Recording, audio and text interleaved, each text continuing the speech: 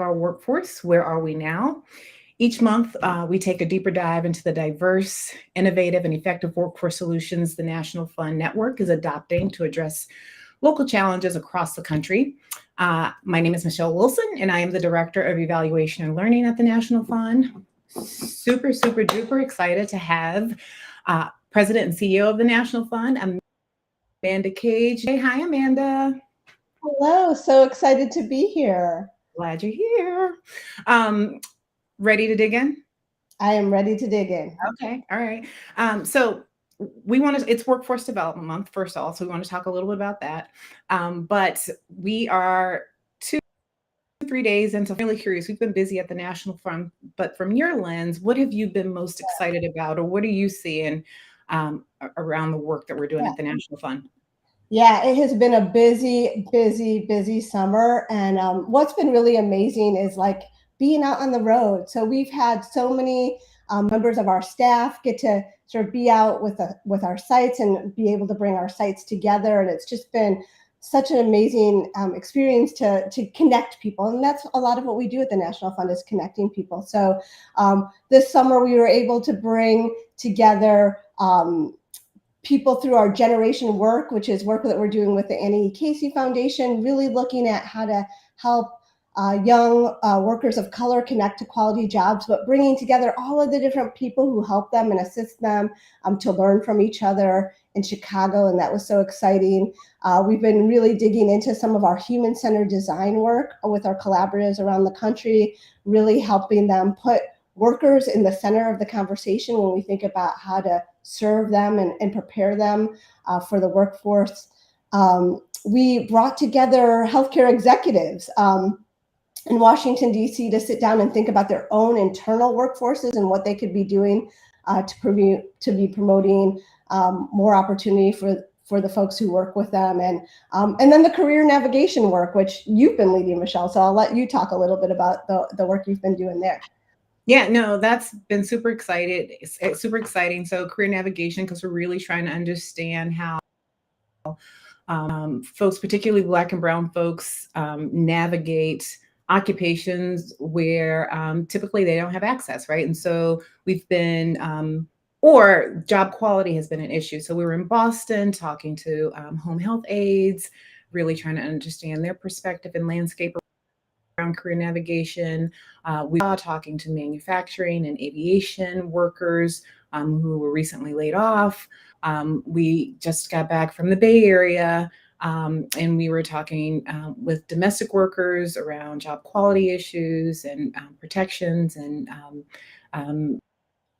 how they navigate. We were in Birmingham also last week, talking to young Black IT workers and trying to understand how they navigate the career navigation space. And then we're headed up to Milwaukee next week, and we're talking to construction workers, Black construction workers and women around their issues. And then later on in October, we're in Chicago talking to childcare workers and young folks around career navigation. So we're really excited about all we're learning and gathering, and it will be really, and it has been and will continue to be impactful for our work. So yeah, I will say I'm just so excited about like what we're doing around worker voice. I mean, we talk about workforce development all the time. We talk a lot about employers. We talk a lot about trainers. We talk a lot about different people who play roles, but we haven't done a good job of elevating the voice of workers. And I think the what we're doing in terms of like understanding how they interact with and how they experience the workforce development system, how they how they connect to employers, how they make decisions about how they connect to employers, is really critical in understanding really how to make some significant changes in this field. So I'm just very proud of this work. I'm proud of the work that you're doing on career navigation.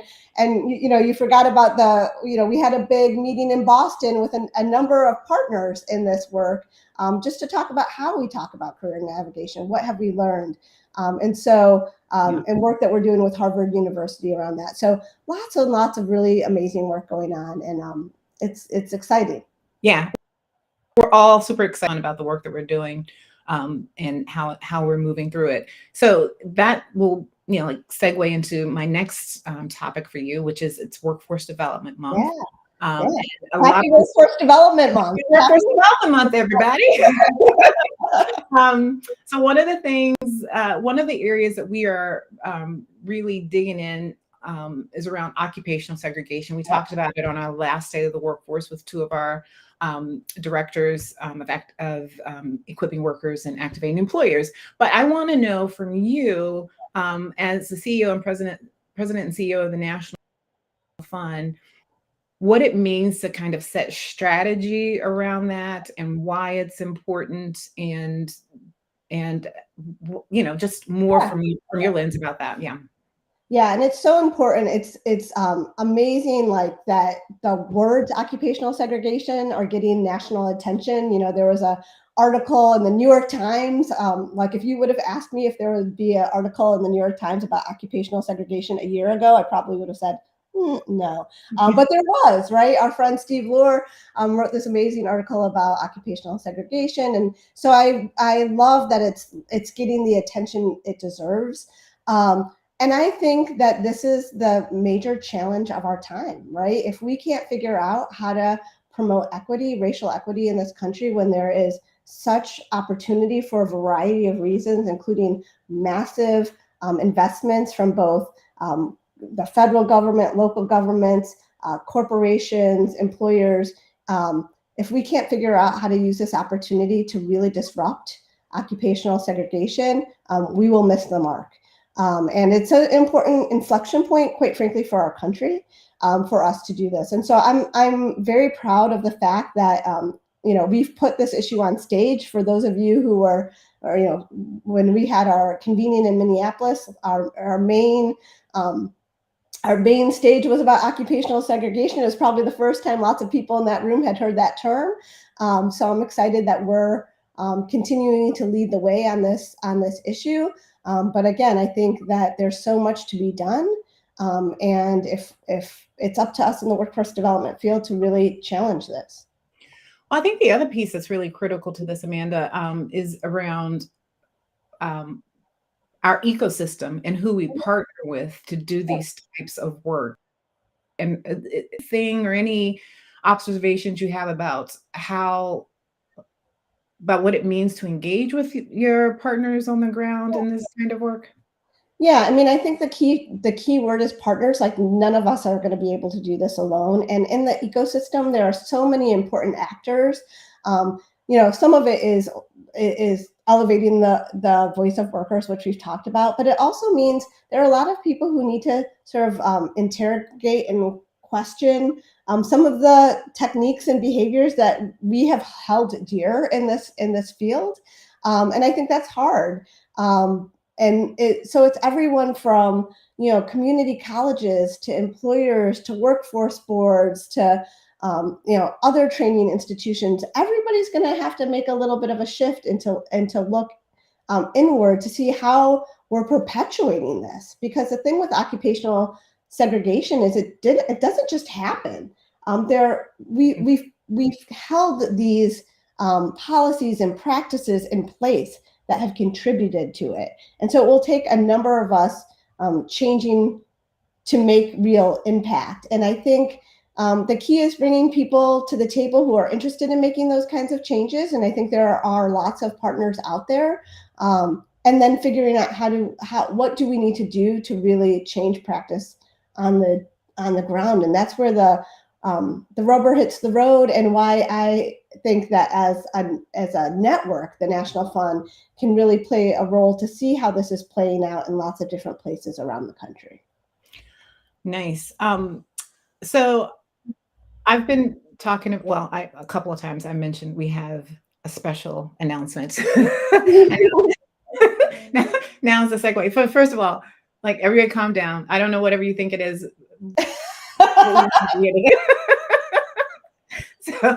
So there's that. So thank you for showing up. But so Amanda, what do you want to share with us? Yeah, so we're really excited, and I mentioned that we put occupational segregation on the main stage the last time we held a national convening, and it was very exciting at the time to gather together 400 brilliant people in workforce development, including delegations from our network, to think about and to address these thorny issues. and we're looking to do it again. So what we wanted to do is just announce our next convening a year from now. So everyone put it on your calendars. We will be having our next Shift conference, Shift Towards an Equitable Future. It's going to be in very funky, cool Memphis. So for those of you who've been looking for an excuse to go to Memphis, Tennessee, this is it.